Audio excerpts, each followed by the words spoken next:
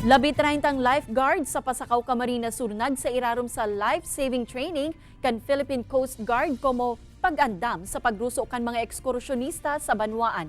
Uyaliwat ang report ni Veblen Reynes.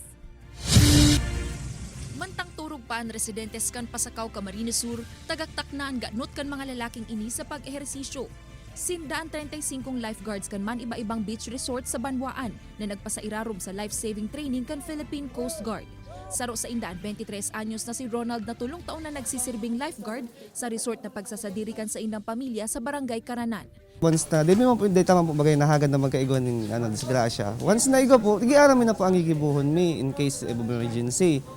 Then para hindi po sa safety kang nagkakaligos sa tuya, sa pasakaw, sa mga dayo.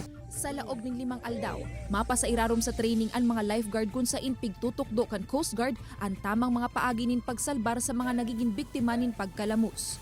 Paano po yung proper way to conduct the basic life support? Of course, the strokes, yung proper swimming strokes, kailangan po kasi yan sa isang lifeguard. At the same time po, yung tamang pong carries po ng biktima. Segun kay Coast Guard Commander Magalong, konsideradong matibay asin epektibo ang lifeguard kung may kakayanan ining mag-assess kan sitwasyon. So yung pinaka-effective na lifeguard is marunong muna siyang i-assess yung situation, yung environment niya. So not necessarily na pag may nalulunod, talon ka agad. So he should make use of what is around him, which is the primary goal, is para ma-save po yung biktima natin. Parte ang training kan selebrasyon kan Daruanak Summer Festival sa Pasakaw bilang pag-andam sa ruso kan mga ekskursyonista asin pagmantinir kan pagiging salbado kan mga ini. Nire-requirement talaga each of the beach resorts kay puhan may duwa po sindang lifeguard na naka-duty. One at the daytime tapos nighttime kay puhan uga din giraray.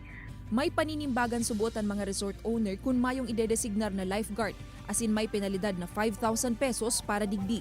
Makakaresibe naman ng lisensya ang mga lifeguard na makakatapos kan training.